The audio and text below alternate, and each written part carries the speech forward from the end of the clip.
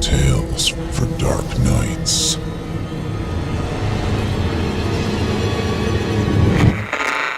Want to make sure you never miss a Chilling Tales for Dark Nights video again? Be sure to subscribe and hit that bell to turn on notifications. The following program is a production of Chilling Entertainment and the creative team at Chilling Tales for Dark Nights, and a proud member of the Simply Scary Podcasts Network. Visit simplyscarypodcast.com to learn more about this and our other weekly storytelling programs, and become a patron today to show your support and get instant access to our extensive archive of downloadable ad-free tales of terror. Thank you for listening, and enjoy the show.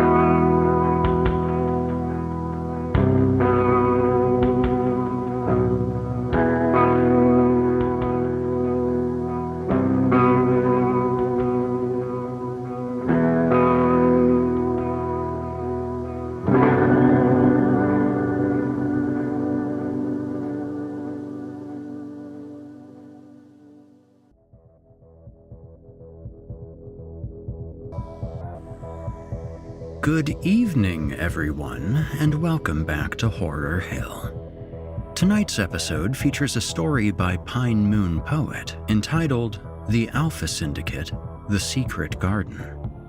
This continues the story of Markus Kent, an ex-cop who got headhunted to join an organization that handles things a bit more serious than shoplifters, vandals, and even murderers.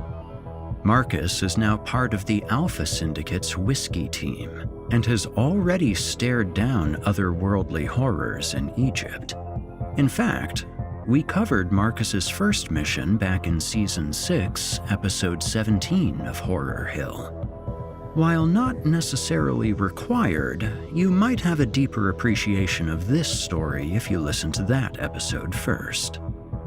In this episode, we join Markus and the rest of Whiskey Team as they close in on a rogue botanist named Raul Delgado. Yes, you heard that right, a rogue botanist. Mr. Delgado has vanished following his discovery of a new and mysterious orchid, and strange events have now been occurring at his opulent mountainside estate. Whiskey Team, now joined by another faction of the Alpha Syndicate, Delta Team, are unaware that they are stepping into a situation that goes far beyond mere physical peril.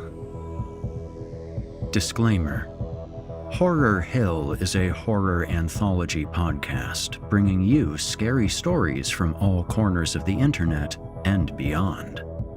As such, certain stories include content that some listeners might find offensive. Listener discretion is advised. You're listening to the standard edition of this program. If you'd like to show your support and enjoy ad-free versions of this and hundreds of tales from our audio archives dating back to 2012, visit chillingtalesfordarknights.com and click Patrons in the upper menu to sign up today and get instant access. Did I mention they're ad-free? Thank you for your support.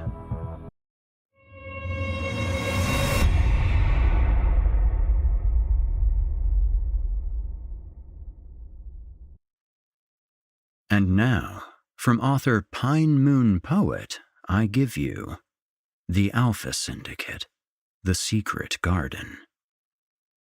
5. Trevor's voice crackled in the headset as I pressed my body against the wall. I looked over to Paige, watching as she quickly put a small brick of C4 over the doorframe. I checked my rifle, ensuring the suppressor was tight. Her eyes met mine as she gave me a nod. 4. The glint of Eric's scope reflected off the moonlight in the distance. He was about 100 yards away, sights trained on the door. The rose bush that he was sitting in swayed gently in the summer breeze. Looking around, this place really did have its own type of beauty. The garden was dotted with different kinds of flowers. Roses, tulips, and orchids flooded the landscape in a sea of colors. It felt like I'd been dropped into a Van Gogh painting. 3. I checked my face mask, making sure it was secured over my mouth and nose. I could feel the rubber digging into my cheeks, breathing in the filtered air, hot and stale. Briefing had indicated potential airborne agents that would cause change. Metamorphosis, Trevor called it. A forced evolution, and an unwanted one. 2. I felt Wade's tap on my shoulder, signaling me. My hand shot to my hip, grabbing a flat black square. I stuck it to the doorframe and jammed my finger in the center. Instantly, 5 red dots popped up on the square, moving erratically, almost jerking, moving smoothly only for a second or two, then stopping and jumping forward. I turned and held up 5 fingers to Wade, who nodded and slammed the bolt home on his machine gun. 1.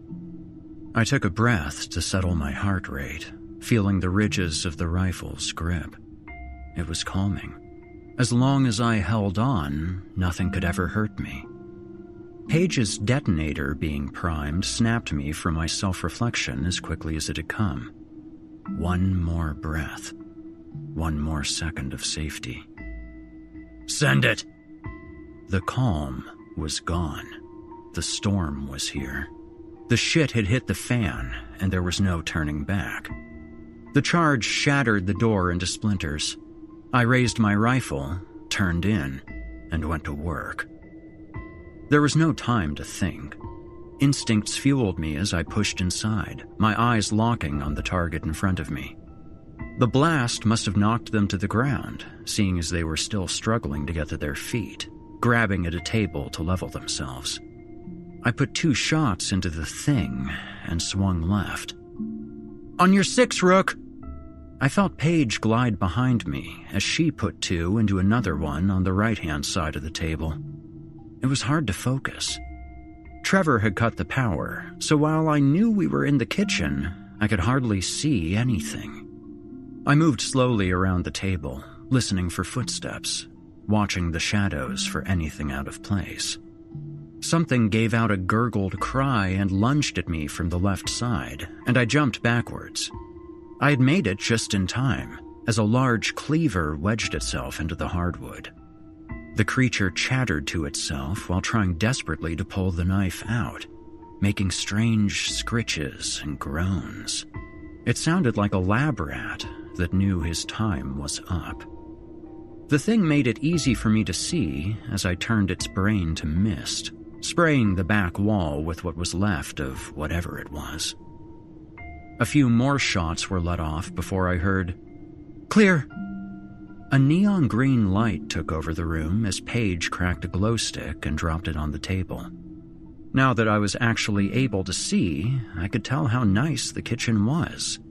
A long industrial-sized shell of a room wrapped around me. Pans hung from the ceiling, dropping down and swaying slightly before giving off a soft chime. The table itself must have been used to carve meat. It was stained all over with blood, the once yellowed wood taking on a soft orange hue with bones littering the tabletop. I bent down to pick one up and examine it. It was thin and long, possibly a rib bone. It had been stripped whole and bleached a bright white. What stood out to me most was the number of bite marks covering it. I looked down and examined the rest. They were all the same. Stripped and bleached, yes, but also gnawed on. It came to me that the bones started to get bigger, different bones, different parts from the corpse.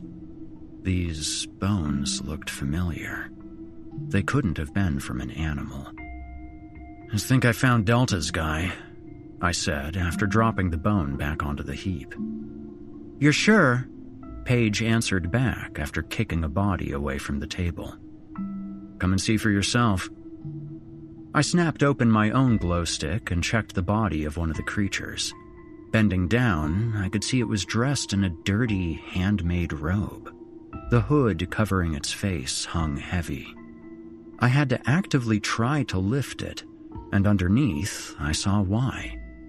Its face was bare, with no eyes, thin little slits for nostrils, and a wide, lipless mouth that hung open, exposing broken, jagged teeth. The ears had been removed, and in their place sat two small craters, oozing green liquid down its blister-covered neck. I found the eyes only when I lifted the head up. All 17 of them protruded from the back of the creature's head. There was a deep purple covering where the whites were supposed to be, and cat-like cuts for the irises. I let it go with a wet smack onto the blood-covered tile. Whoever these creatures were before the change, they did a damn good job of being as far from humans as possible. Paige's voice broke me from my thoughts. "Whiskey 2 to Whiskey 1. How copy?" "Copy Whiskey 2. Trevor's voice came back. "What do you got?" "We found Delta 3. What's left of her, anyway. Primary objective reached. Requesting extraction." Before Trevor could respond, an angry, oily voice, heavy in a New Jersey accent, came over the line. "Negative Whiskey 2. Stand by." The line went dead as Paige let out a frustrated groan. "God damn it, Shay. Pinche pendejo." Shay was the leader of Delta Team, one of the Syndicate's 26 squads that operated around the world. He prided himself on pulling the most dangerous and lucrative jobs. With that clout, however, came him running his team ragged. Job after job, often operating for more than a month at a time. No wonder his girl got made. "Whiskey 2, be advised." Trevor came back online again. "Operational parameters have changed." "Changed to what, Trevor?" Paige responded, with just a hint of frustration. "This is no longer a snatch and grab. Rendezvous with Delta at the entrance and initiate extermination protocols." I could feel Paige's frustration grow, but she just nodded and responded. "Understood. Whiskey 2 out." The line went dead as she reloaded and walked towards the door, leading deeper inside. "Come on, Rook." Her voice was laced with equal parts venom and determination. "I told you back in that conference room we'd be cleaning up this fucker's mess." The conference room had been packed when we walked in. At least 10 people inside huddled together in tiny groups on opposite sides of the room. Each one was strapped down with various weapons and decked out in the latest gear the Syndicate could afford. "Do we normally pull joint ops with other teams?" I asked as I took my seat and reached for a manila folder marked Operation Gardener in big red letters. "Not a common thing, but not unheard of either," Trevor said, scanning the room. "Happened a lot more in the good old days. Back when the Syndicate had just started out, we didn't need to have the training and vetting we do now. Half the time, it seemed like they just found the biggest dude in the bar and put a gun in his hand." I tried to keep my head down a bit and act like that's not exactly how they got me. If it ain't broken, then don't fix it. "Looks like we got Romeo and Delta along for the ride," he continued before walking up to a woman on the right of us. She was tall, with jet black hair that was half-shaved, leaving the other side to fall over the left half of her face. The MP5 she wielded was strapped to her waist while she thumbed through another op folder. She stopped when Trevor approached and gave a smile. "Hey, Kate, how you been?" My, if it isn't Trevor Whitlock. Been a while." Her voice was soft and seductive, like she breathed it into Trevor's ear instead of out loud. "Last I heard, you had some trouble on the Nile." "Never trouble. Just a minor..." He scratched the scruff of his short, graying beard as he thought. "Inconvenience." "That's not what I heard," she said in a sing-song voice as she stood upright. She was easily half a foot taller than he was. "At least, that's not what management says." "Management says a lot of things." "That they do. When I got word Romeo was taking over your contracts, for the time being, I feared the worst." She stepped a bit closer to Trevor. Whatever tension was currently happening, it didn't faze him. "Look, if we need to leave, just say it," Eric piped up, resulting in a hand planting itself firmly onto the back of his head, courtesy of Paige.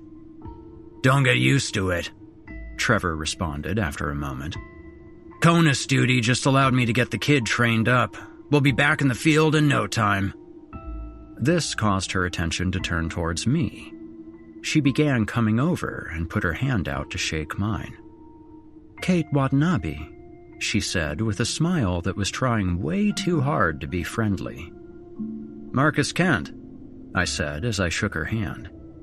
She seemed odd. Doll-like would be the best way to describe it. Like she wanted you to notice her, to like her. She let go of my hand and turned back to Trevor, completely ignoring the others. "Good seeing you, Trevor. Stay out of trouble now, okay?" she said with a wink as she joined the rest of her team.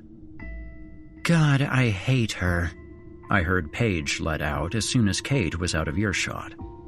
"You just hate her because she's into Trevor," Eric said teasingly. "Ain't that right, Wade?" "Look, man," Wade said, dropping into his chair with a mighty thud. "There are only a few things I'm scared of. Paige is one of those things. You're on your own." We all laughed as Trevor walked back, leaning in so only we could hear. "Do you think that for just once you can act like professionals? Did you even consider why they pulled 2 teams off active duty and brought us up?" The table grew silent as we all looked down or away, anything to avoid meeting his gaze. He waited a moment before exhaling and sitting down next to me. "Grab a folder and pay attention. Here they come." Susan Bell, the short, stubby woman who acted as the main presenter in briefings, walked down the aisle towards the projector. By her side, however, walked a large, barrel-chested gorilla of a man wearing a muscle tank and cargo pants.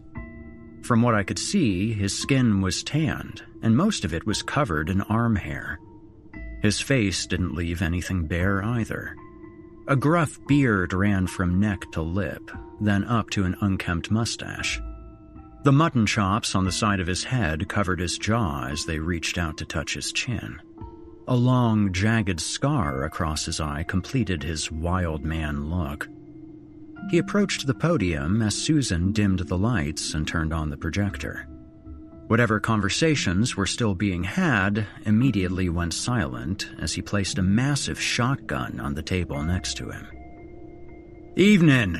For those of you who don't know me, I'm Shay LeGrand, leader of Delta and operation overseer for this mission." We stayed silent as the projector flipped through to an image of a Latin man. He was smiling with his hair slicked back, wearing a tuxedo. It was a pretty old picture, judging from the graininess. Take back to the 90s. "Meet Raul Delgado, Bolivia's hotshot botany genius way back when. This is the last known picture of Raul before his trek into the Amazon basin. He was searching for plants that could be used to counteract something known as Stoneman syndrome, a disease that causes the body to overproduce calcium deposits and make bone grow outside the body, "This," he said as the slide changed, "is when he returned."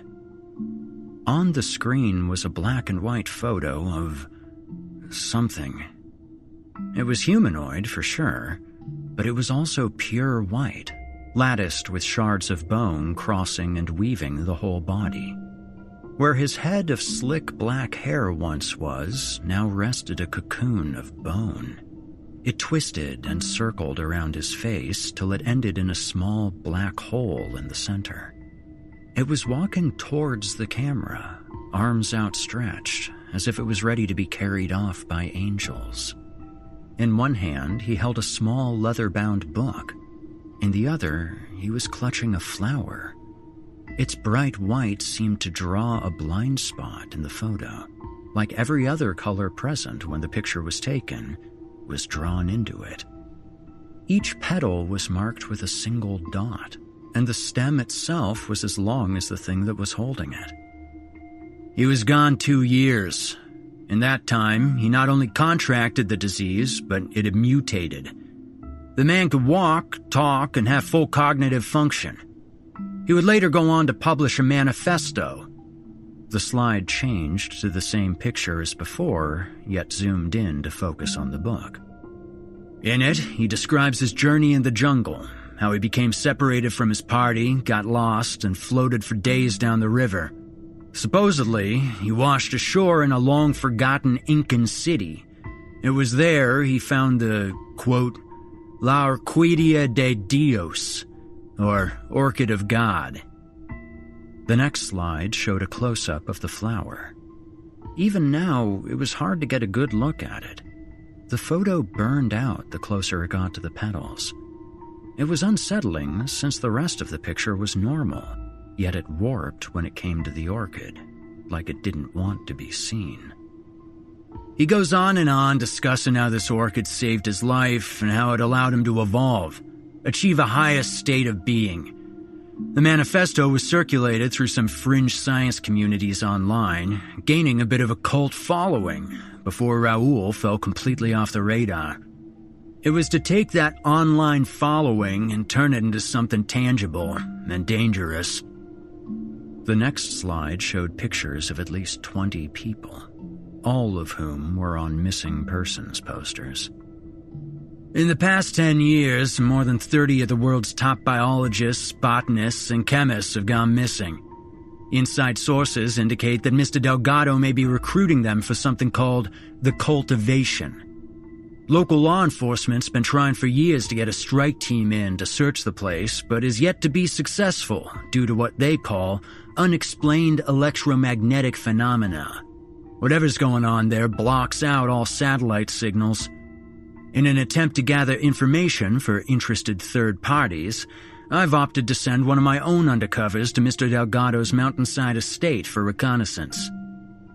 This last slide stood out from all of the others, not for its bleakness, but for its beauty.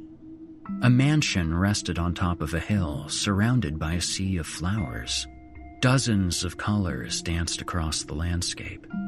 It went on forever, nearly enveloping the house as it crept up and over the driveway, surrounding and drowning the cars parked there. In the last few weeks, our contacts have been relaying information while under the guise of a fan and follower of Delgado. She talked about how they began to import certain strains of flowers from all over the world. Additionally, they've begun research into air filtration systems, how they work, how to maintain them, etc. We had feared an attack was getting ready to take place until Ashley went dark. That's why you're all here. We're gonna raid that compound. A small murmur came from the tables surrounding us. People began spewing complaints left and right, mostly about what they would be doing, who they would be doing it with, and how much they would get paid. Shay quickly had enough and slammed his fist onto the podium. "Shut it!" he bellowed as the murmuring died down. "If you must know, the stipend is 100,000 per team, but I know you all have done a lot worse for a lot less, so I don't want to hear shit about pay. We find Ashley, pull her out, cap a few people dumb enough to follow a nutcase with a green thumb, and get the hell out. Am I clear?" No one said anything as Shay scanned the room. Good. Romeo, you're on overwatch. There's a half-mile mountain range to the north of the compound. Whatever you say, I heard Kate's cool and calm voice ring out. Whiskey, you're the ground team with Delta. Breach through the kitchen here on this south side. Delta will breach in through the garage. We cover more ground, we find Ashley faster. Where's Whitlock? Trevor stood slowly with a groan and gave a stretch. Right here, brother. You're with me on the command line. Full control of the power grid and water supply. We'll have you linked in on a closed-circuit comm channel to get past the dead zone. Understood. Let's get it done. Try not to fuck it up like you did Egypt, Shay said with a sly, shit-eating grin. Trevor took a second, but responded in the same tone. I could feel the heat of anger begin building in Trevor. We won't let you down, man. You better not, Shay said while grabbing his shotgun and slinging it over his shoulder. You'll have your orders. Move out! I followed Paige's lead as we tiptoed down the hall. We had to move slowly through the darkness, cracking open a chem light every few meters to give off a smidge of glow. What was illuminated, however, put me into Delgado's shoes, into his path to madness. At first, everything seemed pretty normal. Multiple degrees on the wall, shitty modern art, dressers laden with books as thick as a dictionary, the works. As we kept going down, however, things began to evolve. It started subtly enough. A simple houseplant rested on a stand. Even in the dim green glow, it looked beautiful. Deep purple leaves with a bright neon blue center. It was standing under a picture of Delgado and a woman. He was wearing a simple white suit that did well to give contrast to his dark skin. The woman was young, with a bright, vibrant smile marked with a dimple on her right cheek and dark hair that came down to her waist. She wore a long white gown and several gaudy jewelry pieces. In front of them was a child, a boy wearing the same style suit as Raoul. Pretty much everything about him was the same. Same slicked back hair, same skin tone. The only thing that stood out was the same dimple the woman had, reflected on him. I didn't know that Mark had a family, I said. Looking behind me, I saw the big green light dangling off Wade's neck pause for a moment. A glance up the hall showed that Paige's light stopped as well. He doesn't, Paige's voice cracked back softly. We would have been briefed otherwise. Yeah, he does. I'm looking right at him. Fuck you talking about, man? Eric piped up. I heard branches cracking through the comms as he left his post to join us. I'm talking about Delgado having a wife and kid. Look.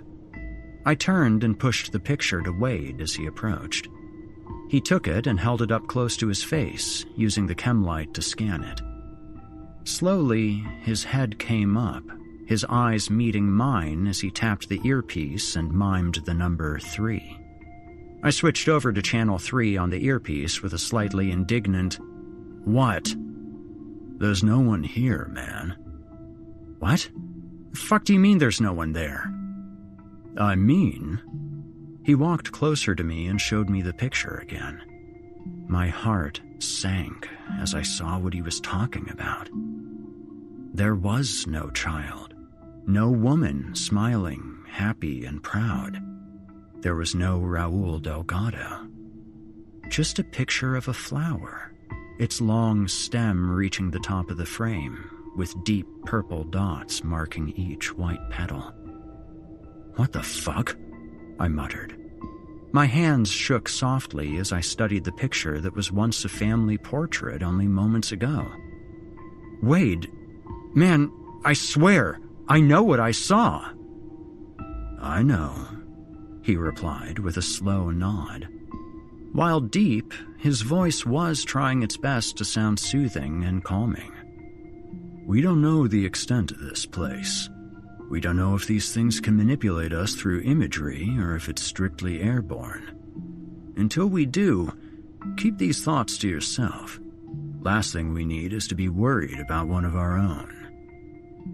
He was right. We were at that crossroads where it was too late to turn back, yet too early for things to go wrong. All I could do was keep pushing forward. I put the frame back on the desk as a beeping noise came through the earpiece. We were being signaled. I flicked the comm channel as Paige's shrill chastising came through. "Wade! Markus! Where the hell are you?" "Sorry," I said, as I calmed the small flame of fear that burned in the back of my brain. "Found something on one of these dressers. Wade came to see if he could figure out what it was. Give us a second. We're right behind you." "No, Rook, you're not," she exclaimed as that flame ignited even brighter.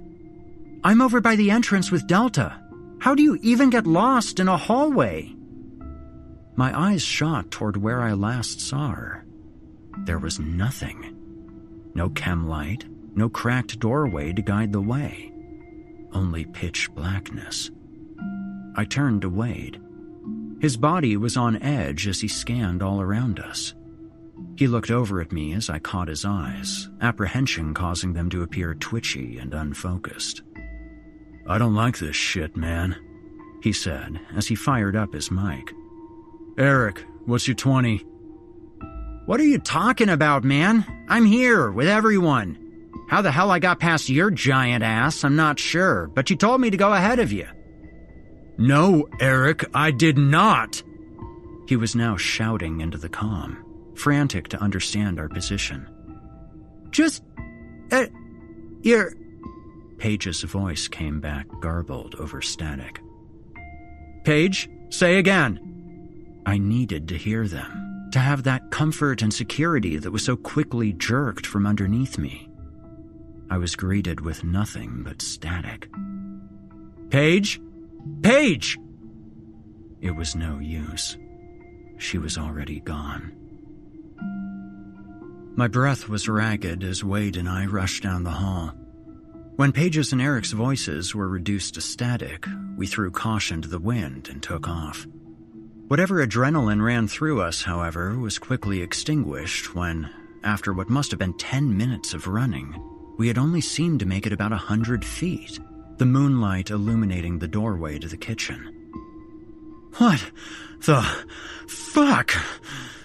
I heaved out, clutching my knees and gasping for whatever little sips of filtered air this mask would give me. "It's hallucinogenic. Gotta be." Wade wasn't doing any better. He was upright, but only by leaning against the wall. He coughed loudly, clearing his throat, doing his best to hold down whatever he had in his stomach. After a moment or two, we both began to breathe properly and get our heads on right. "Whatever this place is, wherever we are, we can't get there fast," I said as I pulled some more chem lights out of my pack and cracked one. "We take it slow. Drop one of these every 100 paces. I could hear Wade grunt and exhale deeply as he nodded. "Good idea. We need to get back into signal range, too. First things first. Lead the way. I got your 6. We began making our way down the hall. For whatever reason, the house gave us passage as the light behind us started to dim. After a few minutes, we finally reached the end, approaching a single, heavy oak door. "Careful," Wade said, just loud enough for the mic to pick up, almost in a whisper. I didn't answer audibly, just nodding as I turned the handle. Slowly, I opened the door, pointed my muzzle inside, and began scanning the room. Without my needing to say so, I heard the crack of a chem light as Wade tossed it as far as he could. The light that came from where it landed showed high shelves, a large wooden desk, and books as far as the eye could see. We had found our way into the madman's study. We crept slowly inside. Everything on the walls hung still, caked in dust. This place looked like it hadn't been used for a while. "Don't believe it," Wade said as he kicked over some books stacked on the ground. "What do you mean?" I asked, looking back at him as I made my way over to the desk. "All this shit." He waved his hands, gesturing to the room around us. "I don't buy it for a second that any of this is real. Something here is fucking with the occipital and temporal lobes of the brain, simulating a psychotic break. For all we know, we could be running around in a broom closet." "Uh-huh," I said as I rifled through the desk's drawers. There was little inside, save for a few empty binders and post-it notes. "And what makes you an expert on human psychology?" "In this case, it's psychiatry, and the master's degree from Harvard does," he said matter-of-factly. I could almost see the smirk on his face, as he no doubt could see the look of shock on mine.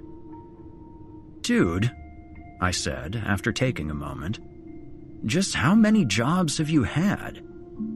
"Enough to know what I'm talking about," he said, trying hard to stifle a laugh. "I've been around long enough to have diversified my portfolio." "Sounds like it. So how do we beat it?" I opened a few more chem lights as I went to the room's far end.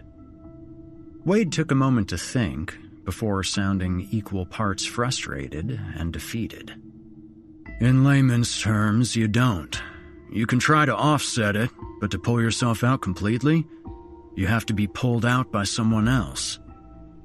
Of course we do, I thought.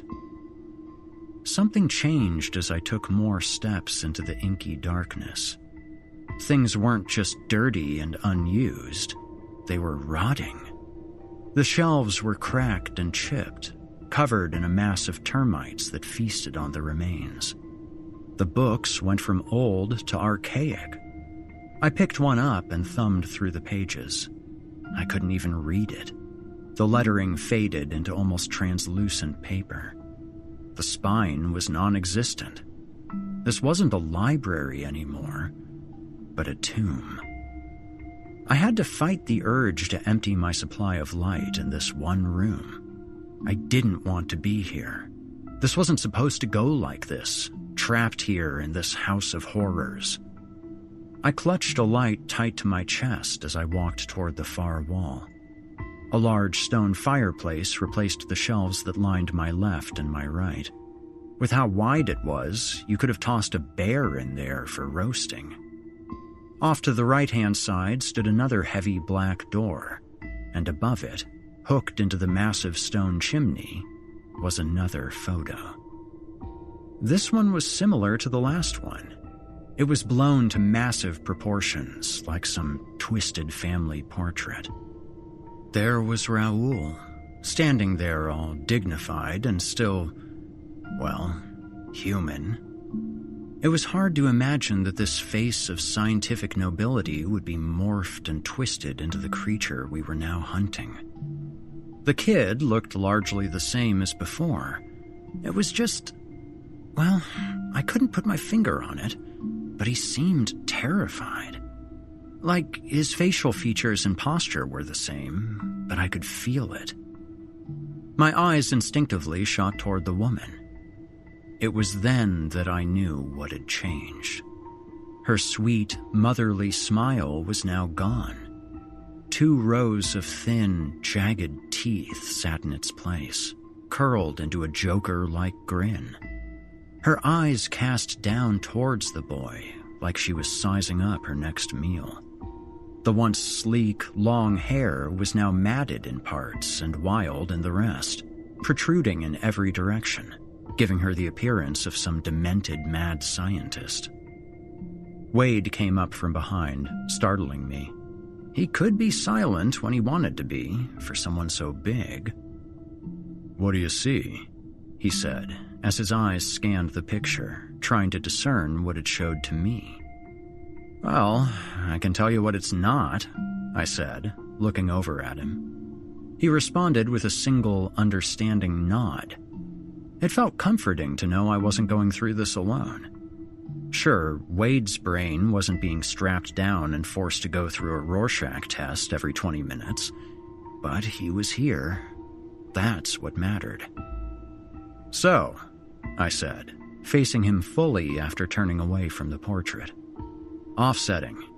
How do we do it?" "Simple," he said, holding his gaze a bit longer on the picture before turning to me. "Think of something ridiculous. Something that can't be twisted and corrupted." "All right," I said skeptically. "Like what?" He thought for a moment before letting out a small chuckle. "What?"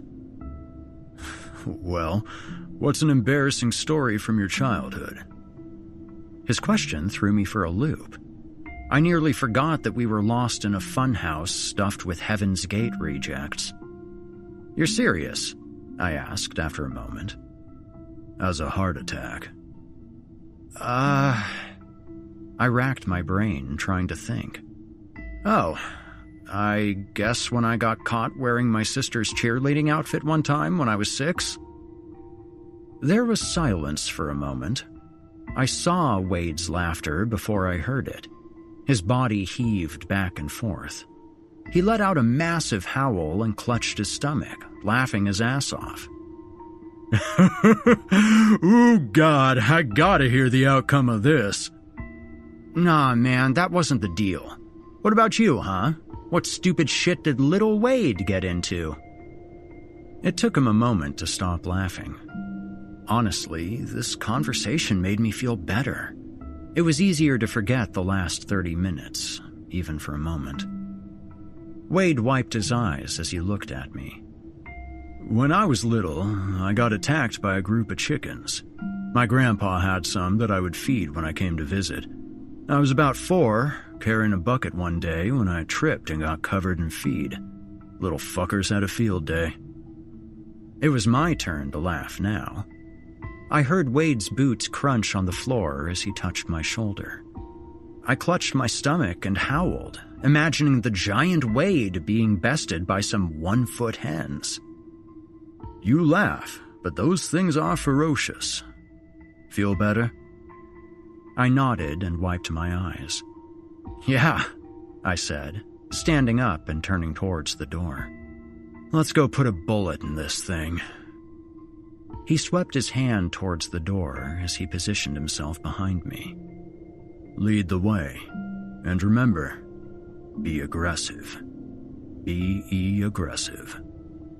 "Fuck you," I said with a chuckle as I twisted the handle and threw the door open.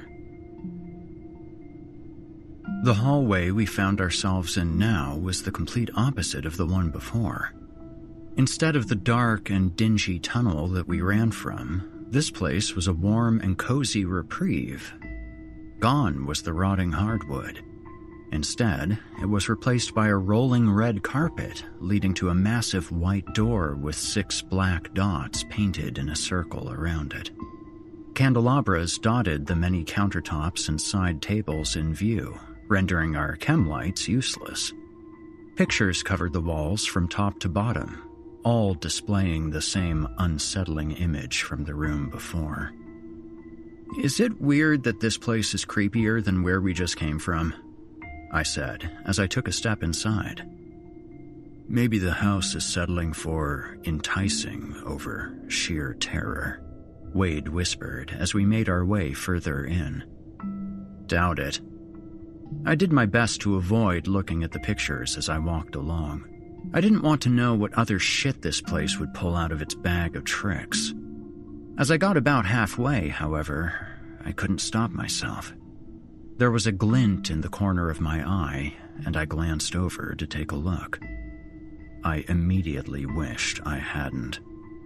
The woman was leaning down to the boy now, her jaw unhinged to an enormous width as her teeth rested on either side of his head. His cheeks were swollen and red as a thin line of tears streaked down his face. I couldn't take it anymore. I was tired of being fucked with. I jammed my fist into the glass and ripped the photo from its frame, tearing it into pieces before dropping it to the floor. Easy, man. Don't let it get to you so bad. It's just... He trailed off as a noise started echoing in the room.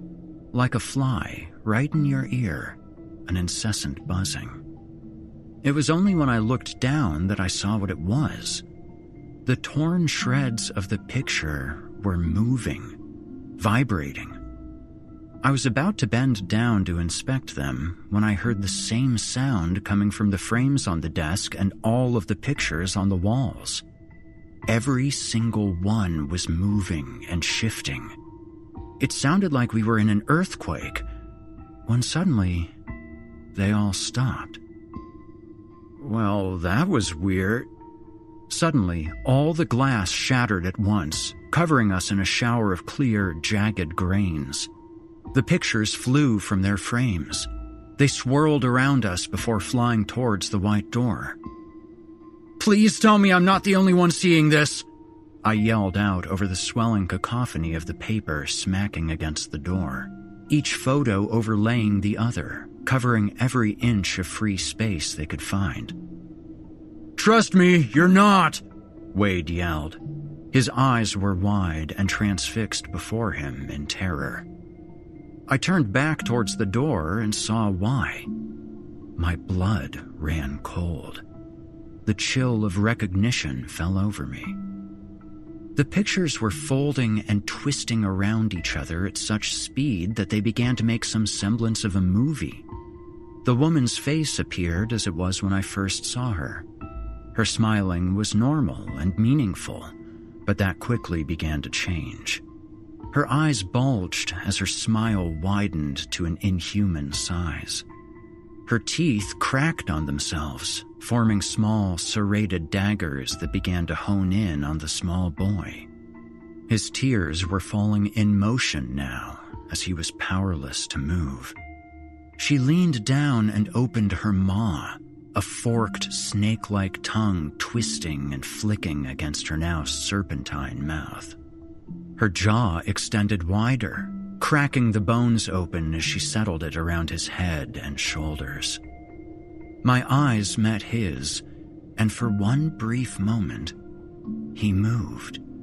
His mouth silently mimed, "Help me," as her jaw slammed shut. "What the fuck is this?" I yelled as I clicked the safety off and raised my gun to the door.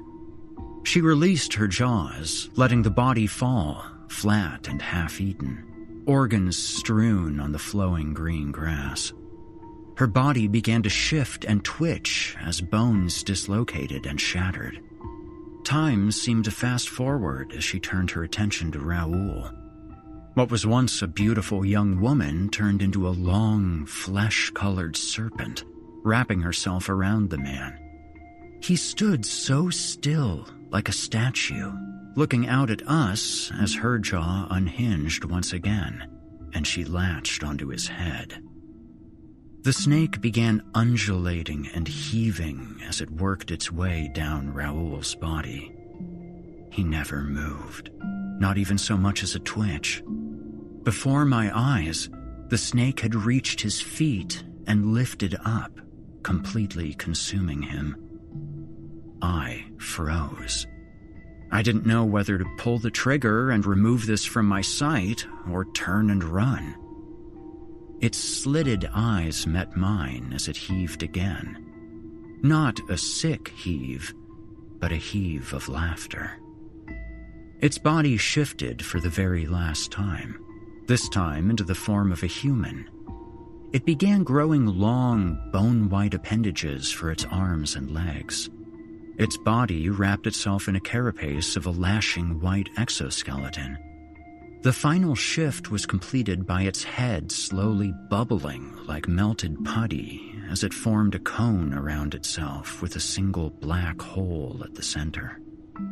It stood there with its arms outstretched, its body bent backward at an unnatural angle as it pushed its chest toward the sky. The pictures, or camera, or whatever the hell this was, panned upward. It showed the sun beating down, so intense that I could nearly feel the heat. And then, it was eclipsed. A massive vine passed in our view as we slowly panned back down. Before us sat a single being, covered in its bone-white body, one hand outstretched and delicately, almost lovingly, wrapped around the bud of a flower. Its 6 white petals were each dotted with a single purple mark that seemed to suck in the light and color around it, clogging our vision. "The orchid!" I gasped out and started to turn to Wade. "It's not the house doing this. It's not Raoul. It's that fucking I stopped in my tracks. Wade's eyes were glossed over. His machine gun hung limply at his side as he smiled, tears streaming down his face. "Do you see it?" he asked, fighting back tears. "Doesn't it look so beautiful?" "What?" I slapped Wade across the face. "Okay, no, not here. We're not doing this. Wake the fuck up, man!" I snapped my fingers in his ears, shaked him, but nothing worked, and he dropped to his knees like he was kneeling to a higher power. "All she wants is to grow." He finally turned to me, smiling wide. "To evolve, to become more than we are now." He clutched at me with his massive paws. "We just need to let her in, Markus." "Wade!" I slapped him again, this time harder. "Snap out of it!" It was like a toddler throwing a punch at Mike Tyson. Nothing worked. Suddenly, I heard a snap behind me and turned to the door. The creature in the photos stood upright now, looking at me, its head cocked to the side. It twitched jarringly back and forth, like a badly puppeteered doll. Then, in an instant, it leapt at me. It ran so unnaturally, its legs jerking and popping while its body stayed rigid, and it moved so remarkably fast. I brought my weapon up again, sighting in on it as it reached its long fingers out, grabbing at me.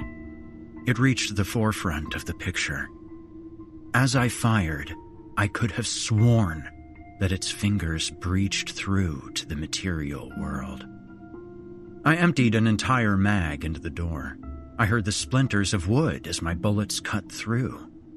Sawdust kicked up as I reloaded and aimed again, waiting to see the creature's body before me.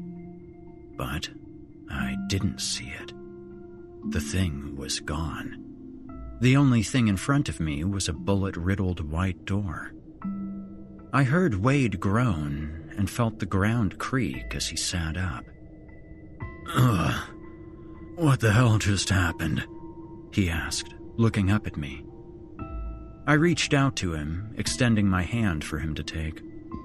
"Nothing, man. Don't worry about it." He eyed me momentarily, but grabbed onto me as I helped pull him up. "Let's go," I sighed, looking away from him and turning to the door. "Almost there." I heard the sound of his bolt being pulled back as I began walking. "Right behind you." My boot splintered the bullet-riddled door off its hinges as Wade and I swept through the room. Pitch black welcomed us. Our chem lights were barely able to function as we made our way in. We were no longer in a hallway, that much I could tell. There was a feeling of a vast emptiness as we spread out. I skirted along the wall to the left, creeping slowly. I was only about 30 feet in when I heard something. Snippets of Trevor's voice crackled in my headset. I stopped in my tracks. "Wade, did you hear?" "I did. Must be on the other edge of the house. See if you can get a better signal." I pushed forward a few more yards as the static slowly faded. "Whiskey 2, come in! Paige! Anyone!" Trevor sounded manic, searching out into the ether, desperate for a response from his team. This is Whiskey 5 online. You copy? I wasted no time. Kid? Oh, thank God. I could almost hear the weight lifting off his shoulders. Where the hell are you? I've been trying to hail you for an hour. Got separated from Paige and Eric. Wade's with me, but I gotta tell you, it's foobar as a motherfucker in here. We need assistance. Where's the orchid, Whiskey 5? Shay's gruff voice cut through the static before Trevor could respond. This question took me back. I knew the orchid took precedence, but still. Location unknown at this time. If we have another team, we can find Paige and... Negative, he shot back before I could even finish. Whiskey 5, be advised mission parameters have been adjusted. You will find and retrieve the orchid. Linking up with Whiskey and Delta will be a secondary priority. I felt a twinge of anger beginning to bubble up in my throat. On whose orders, sir? On mine, rookie. Don't make me repeat myself. I heard plastic squeaking as I dug my palm into the rifle grip.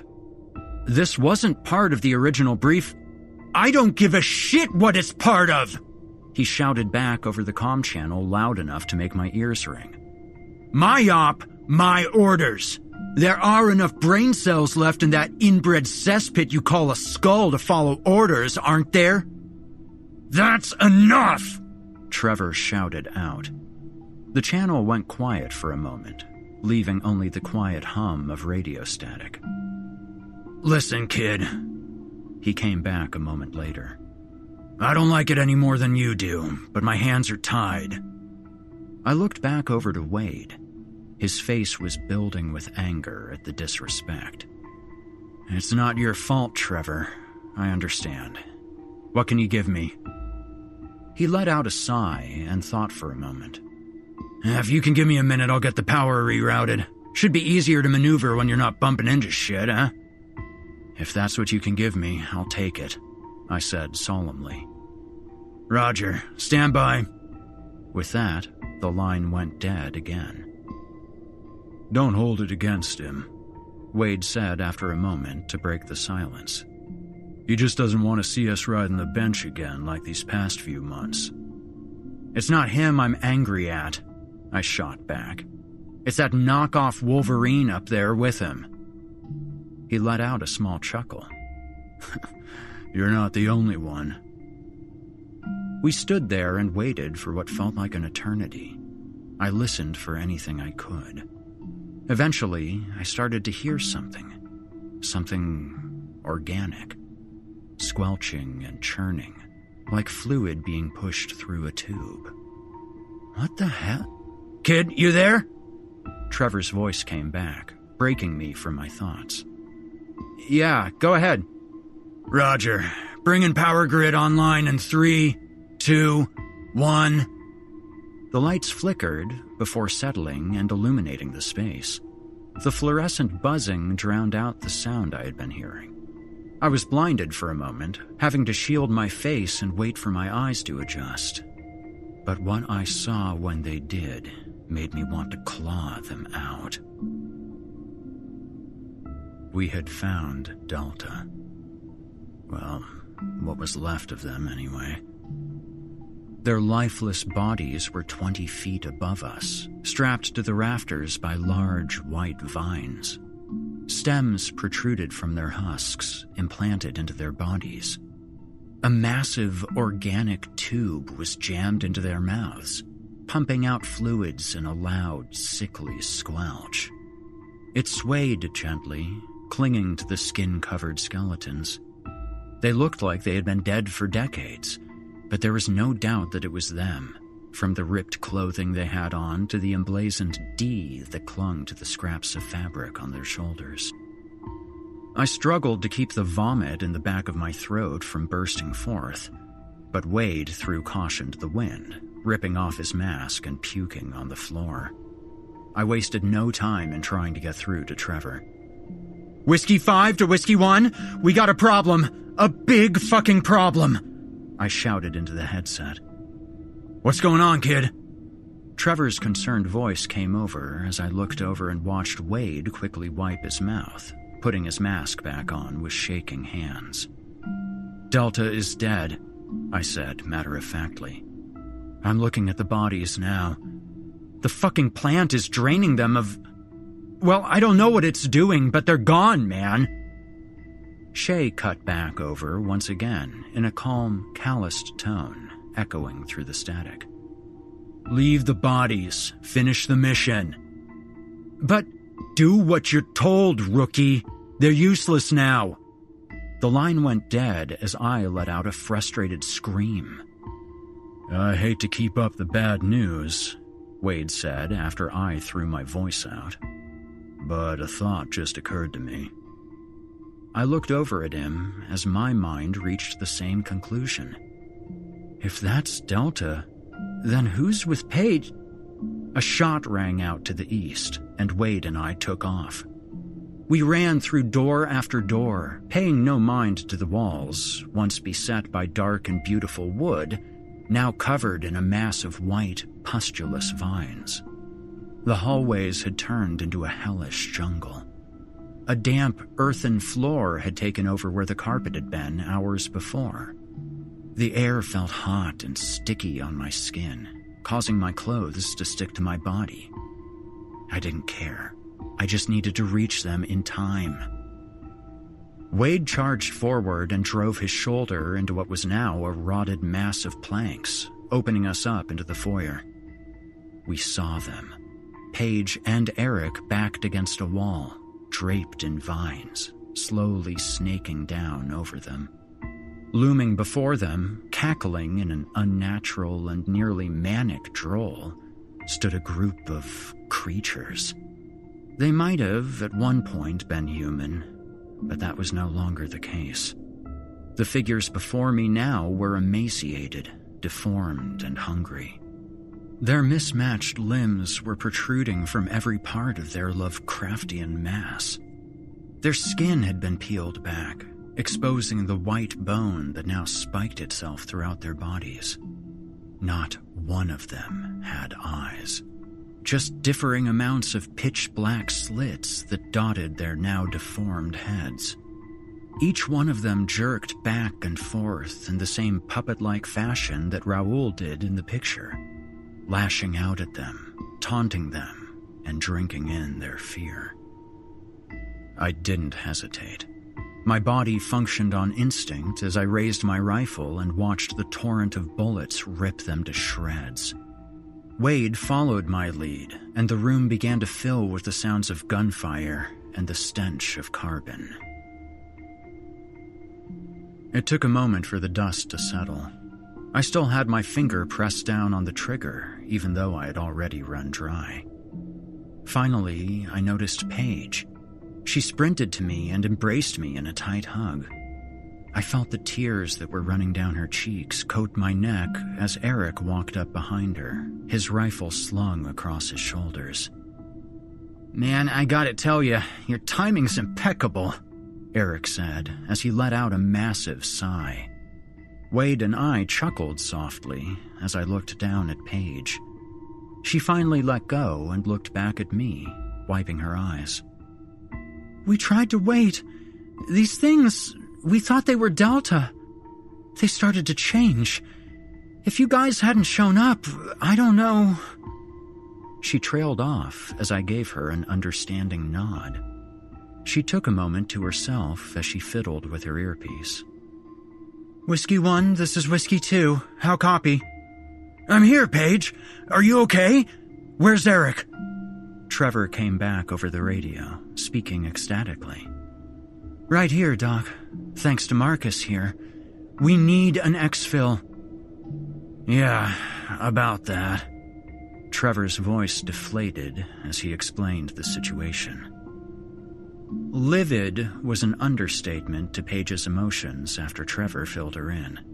I couldn't even keep up with the Spanish that she was using, but I knew enough to know that Shay would be on her shit list until he died. "God damn it!" she shouted as her boot went through an abomination's skull. She needed to break something, to feel like she had some control. After a moment, she caught herself and found her composure, exhaling a deep sigh as she looked at the lot of us. "We gotta find this thing," she said, grabbing her rifle and checking the ammunition. "If it's grown large enough to start affecting such a large area, we can assume it must be in an equally large space. It's not like it can grow legs or anything." "Well," Eric began as he chambered another round. "I mean, we don't know that it can't." We stood there for a few minutes, each of us silently thinking about our next move. "What about the basement?" I said. "Think about it. It's still a plant after all. You can't just put it in a vase like a bouquet of roses. It needs a place to lay down roots." Everyone turned and nodded to each other in agreement. If only we had known at that time what was waiting for us down there, we would have left and turned that place into fucking ash. The first thing I noticed upon entering the basement was the smell. Even with my mask pumping filtered air into my lungs, I still picked up that sickly sweet smell, like butterscotch and bubblegum boiled in a vat of maple syrup, courtesy of the green pustules coating the walls, pumping out a dense green mist.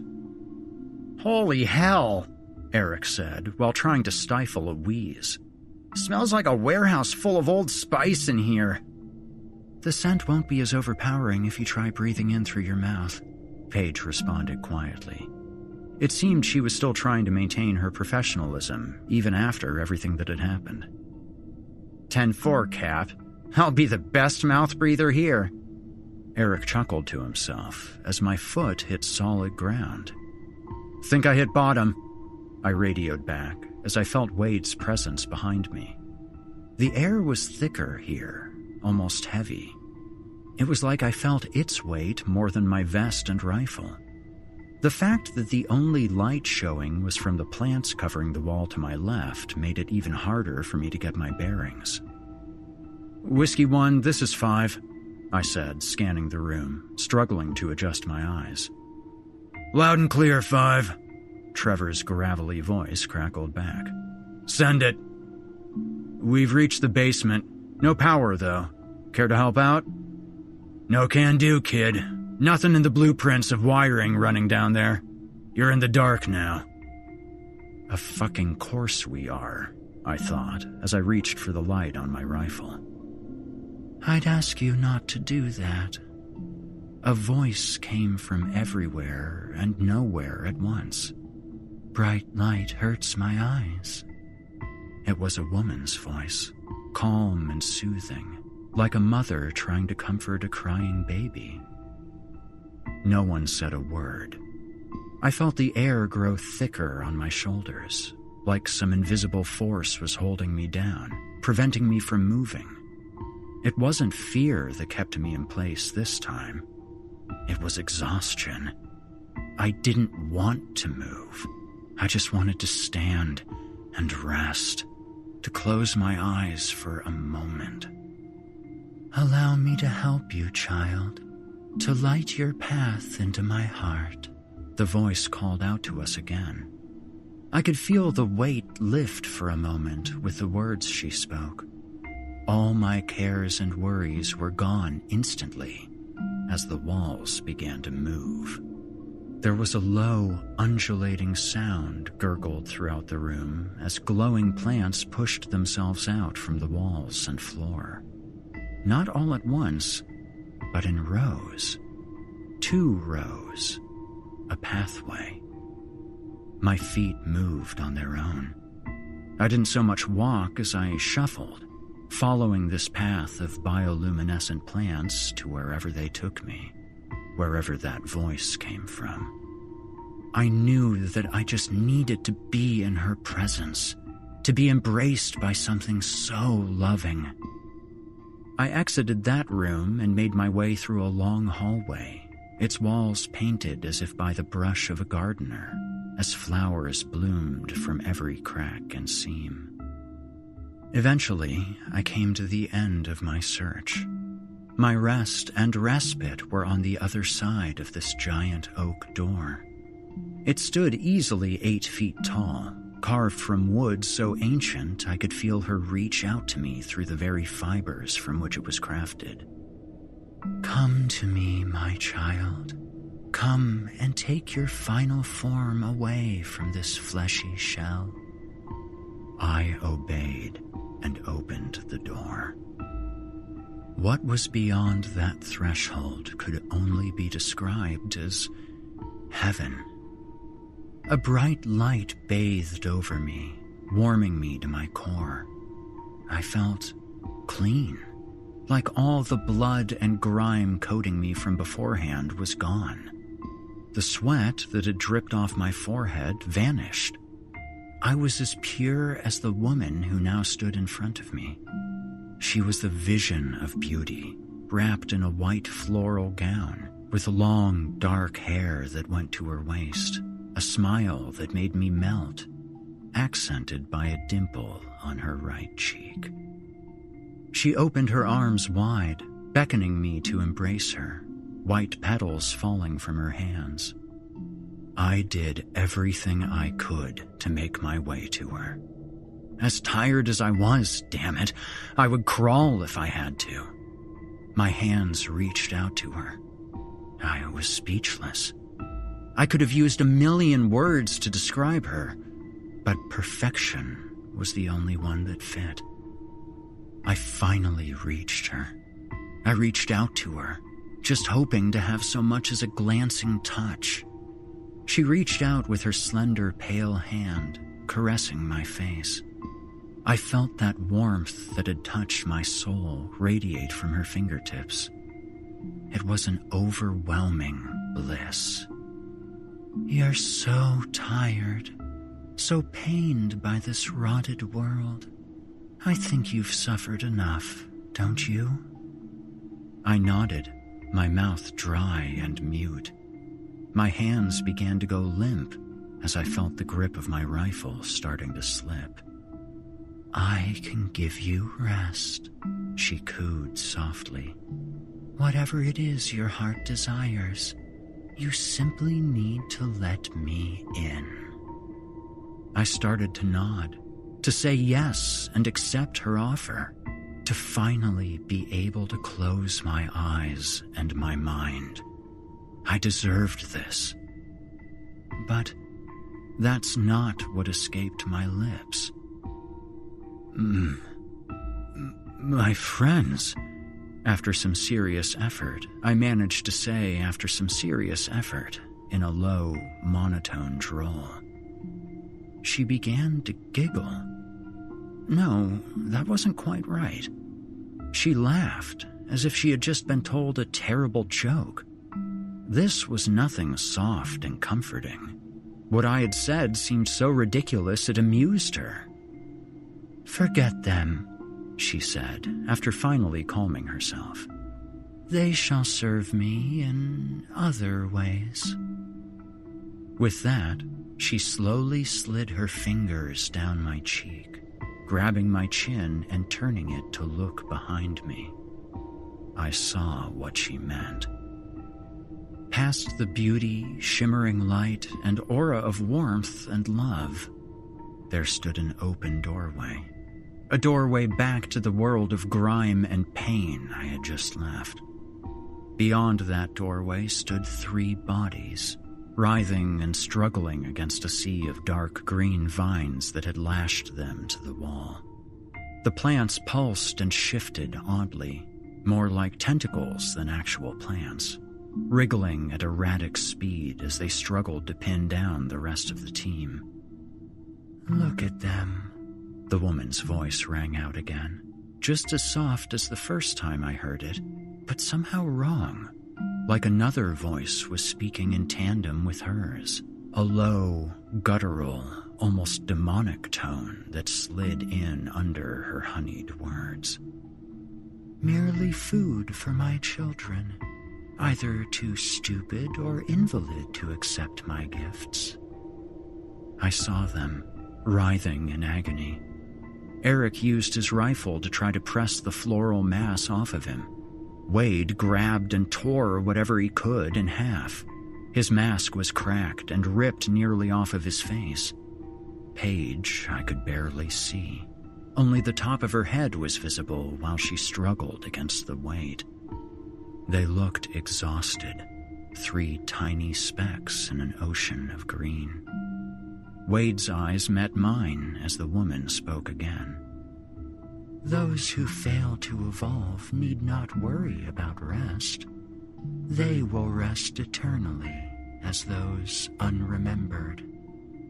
I heard that undertone again, this time only louder. In fact, her voice was the only thing I heard as I looked on, watching my team get crushed. I locked in on Wade again, his eyes meeting mine, and I could have sworn I saw his mouth move. Do not weep for them. The voice was more devil than darling now, a black abyss of malice and hate. I caught Wade's mouth moving again and focused intently, trying to read his lips as they strained in the forced silence. One word. Offset. They were never special. The demon's guttural voice echoed in my mind as my body shivered, like a snake had slid its tongue up my neck. Offset. To combat distraction, often using an embarrassing or outlandish memory that couldn't be corrupted. I tried to search my brain through the fog that had taken over it. I found nothing. All of my thoughts felt gray and foggy, clouds obscuring my very being. I had to look for something to reach out to and pull reality back to me. They were never like Raoul.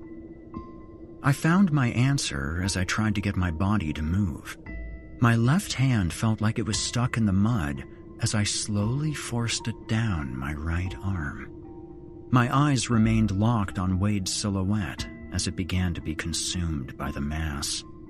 I was running on faith as my hand gripped my pinky, pulling it to its furthest point, twinges of pain coursing through my mind. I closed my eyes and took a deep breath. They were never like you. The next sound I heard was my finger breaking at the joint. The sound after that was a gut-wrenching scream escaping my own lips. My eyes opened, and I turned. The thing before me was no longer a beautiful woman. Her long, dark hair became a matted, greasy mess that stuck to a sickly green and twisted body. The joints hung in odd angles, protruding through the skin. Her once angelic face now became a starfish, budding flowers growing out through white bone. A large black hole sat in the center, oozing out a sickly green slime. No longer did I hear the dulcet tones of a mother, only alien-like clicking and popping escaping from somewhere at no set cadence. It looked at me for just a moment, jerking its head in confusion. It only took another moment for me to draw my pistol and put a round through its face. The creature recoiled in agony, sending out a pained screech that nearly burst my eardrums. I fought through the pain and fired again. The second shot sent it sprawling to the ground. I rushed forward, trying to ignore my useless hand, as I planted a boot on its chest. "You're not a god," I said quietly through gritted teeth. "Just a weed with legs." The creature roared and shot its face toward me, opening and closing with a gross suckling sound. The only thing it latched onto were the bullets that erupted from the chamber as I emptied the mag. It had stopped moving after the third shot. The other 5 made sure it stayed still. I looked around, waving the gun smoke away from my mask, trying to find my bearings once again. The bioluminescence that once lit the room slowly began to fade. All the vines that infested the walls started to wilt and grow limp. That's when it hit me. Fuck! I turned and sprinted back towards the doorway, hoping beyond hope that I still had time. Shit! Guys, can you hear me? I reached the wall covered in dying vines, frantically pulling at them with my good hand. I didn't have to dig for too long before a large, dark hand shot through the pile, then another. They came together and tugged at a massive clump, ripping them out with a sickening sucking sound. The huge body of Wade shot through its confinement, gasping for breath, before turning and grabbing at the vines next to him. "Don't just stand there, man!" he shouted, gasping for breath. "Help me get the others!"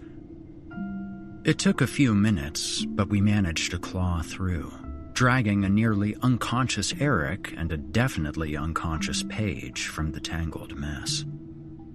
"We should be good to lay him down," I said, as I sat Paige's limp body on the dirt, letting out a sharp yelp of pain caused by my finger glancing at her kit. "What the hell happened?" Wade asked as he dropped Eric's body to the ground with a heavy thud.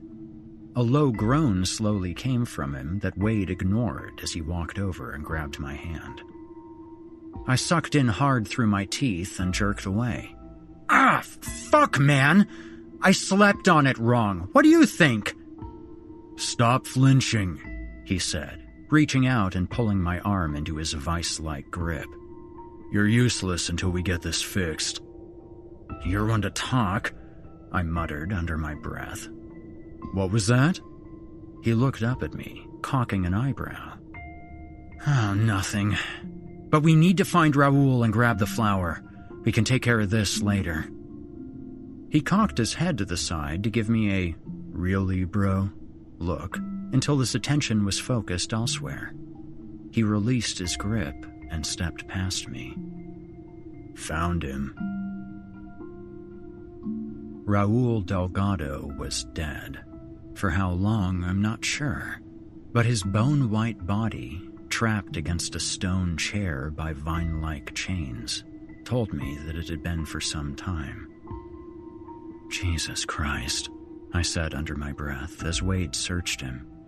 He looked as he had in the picture. Same cocoon-like head. The same lattice-like bone around his body, like a weird piece of modern art. "Dude's been dead for months," Wade said, wiping the grime and dirt on the side of his pants. He stood up quickly and thumbed his communicator over to the OP channel. "Whiskey 3-1, how copy?"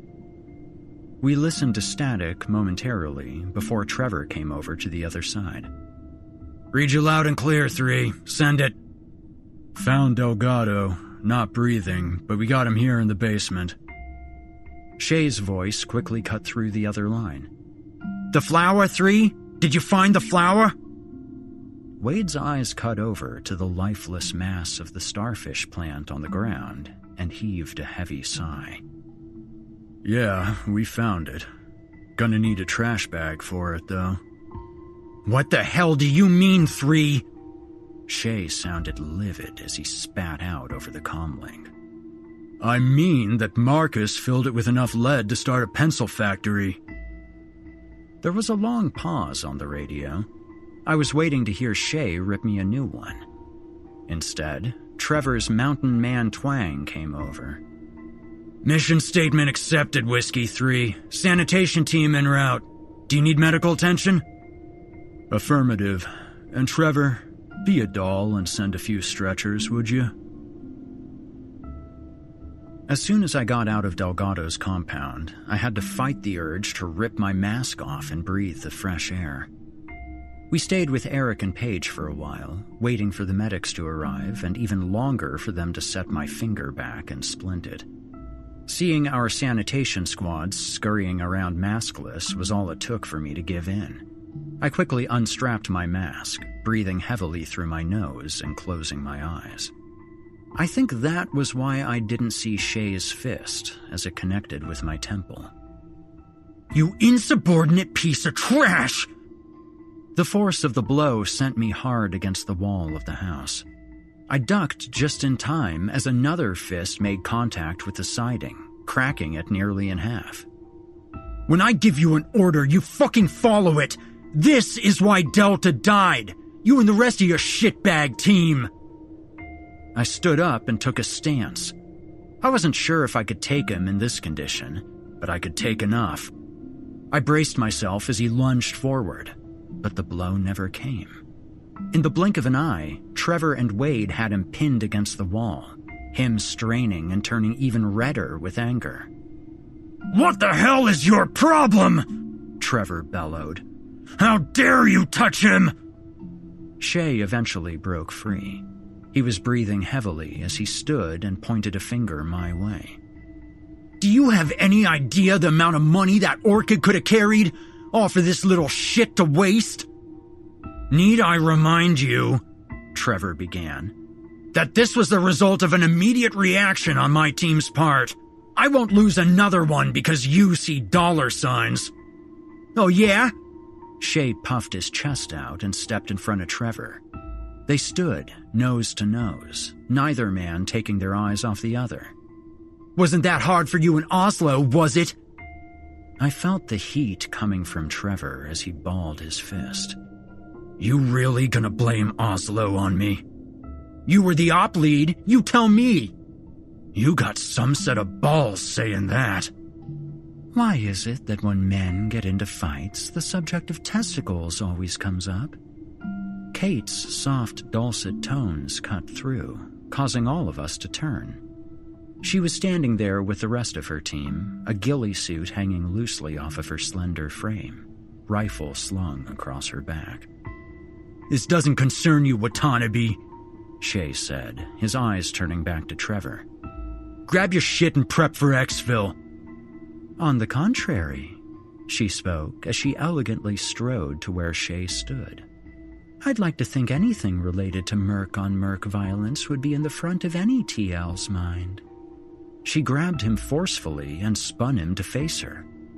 "Wouldn't you agree, Shay? After all, friendly fire's a hell of a way to go."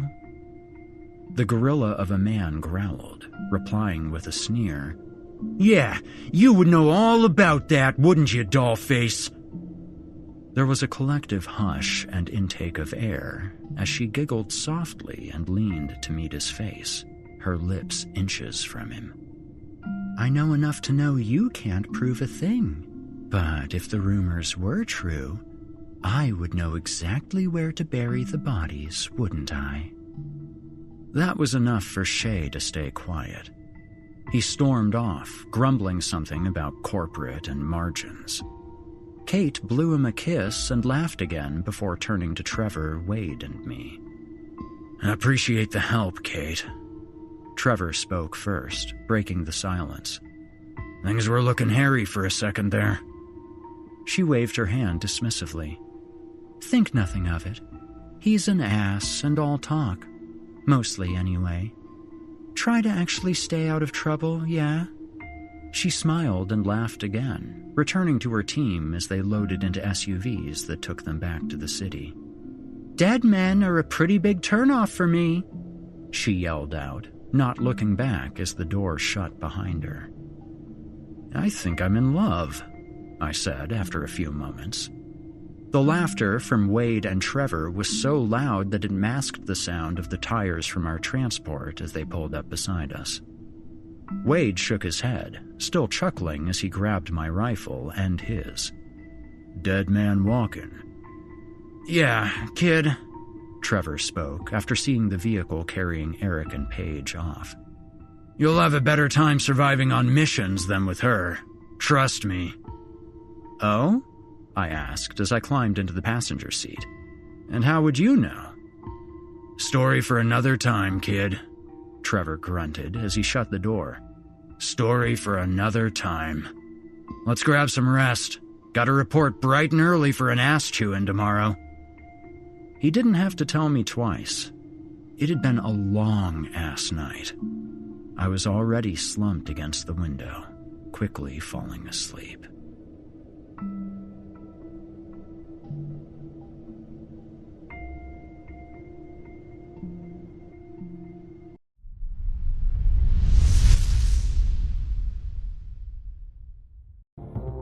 You've been listening to The Alpha Syndicate, The Secret Garden by Pine Moon Poet. Well, folks, that concludes our evening here on Horror Hill. I'd like to take this moment to give you a brief and cryptic word about something special that we have coming up a bit later this year.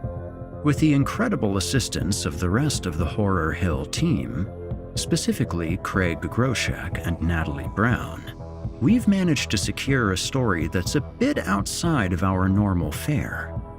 I won't be revealing the details yet, but I will say that it's a modern yet classic tale of horror and weird fiction that some of you might be familiar with. We're planning on releasing it this summer, and I'm personally very excited that I get to share it with you. Until then, we have a delightfully devious broadcast schedule lined up, so be sure to be back next week and every week at the same time and place for more terrifying tales of the macabre. In the meantime, thanks for coming by, and stay spooky. If you enjoyed what you've heard on today's program, please take a moment to stop by our iTunes page or wherever else you listen to your favorite podcasts and leave us a 5-star review and a kind word. It makes a huge difference and would mean a lot to me. If you'd like to hear a premium, ad-free edition of tonight's and all of our other episodes, visit chillingtalesfordarknights.com and click the Patrons link in the menu at the top of the screen, where you can become a patron for as little as $5 per month and get access to our entire audio archive dating back to 2012. Including past episodes of this program, all of our other shows, and hundreds of standalone releases, all of them ad-free and available to download or stream. Thanks so much for your time and for giving our sponsors a try today. When you support our sponsors, you help support this show, and that means a lot to me. If you happen to use Facebook, Twitter, Instagram, or YouTube, you can follow and subscribe to Chilling Tales for Dark Nights there, where you'll get all of our latest updates and new releases, and have the chance to interact with us each and every week.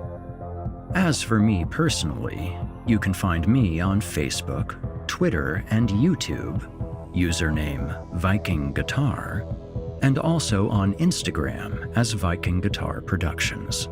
In particular, if you're looking for someone to provide voice work for your own project, or are in need of audio production of any sort, it would be wonderful to chat. Until next week, listener, when we meet up once again atop the Horror Hill for yet another dance with darkness, I bid you good night. Sleep tight, listener, and if you hear scratching at your door, don't open it. The darkness may have found you, but it's up to you to let it in. You've been listening to the Horror Hill Podcast, a production of Chilling Entertainment and the creative team at Chilling Tales for Dark Nights, and a proud member of the Simply Scary Podcast Network. Visit simplyscarypodcast.com today to learn more about our network and our other amazing storytelling programs. Tonight's episode was hosted by, and its featured tale performed by, yours truly, Eric Peabody. Selected stories have been adapted with the kind permission of their respective authors. Original music provided by Nikki McSorley and Eric Peabody. Finalization by Craig Groshek and S.K. Brown. Got a terrifying tale of your own that you'd like performed? I take submissions. Email it to us today at submissions@simplyscarypodcast.com to have your work considered for future production. If you enjoyed what you heard on tonight's program and are joining us on your favorite podcast app, please subscribe to us to make sure you never miss an episode, and leave us a 5-star review and a kind word. Your feedback means a lot to me. You can also follow Chilling Tales for Dark Nights and yours truly on social media to connect anytime and get the latest updates on this and our other programs. If you're listening on the Chilling Tales for Dark Nights YouTube channel, do us a favor and hit the subscribe button and the bell notification icon as well to get more spooky tales from me and the crew and another episode of this program each and every week. And don't forget to hit the thumbs up button to let us know how we're doing and leave us a kind comment. Lastly, don't forget to visit us at chillingtalesfordarknights.com and consider supporting the team by becoming a patron. In addition to helping us out, you'll get exclusive access to our audio archives and ad-free downloads of all of your favorite stories, including those you've heard on this program. As for me, you can hear more of my work on the Chilling Tales for Dark Nights podcast. However, I will be back next week with more terrifying tales to keep you up all night. If darkness is what you're after, listener, your search is over. Yet, let it be known, you haven't found the darkness. The darkness has found you.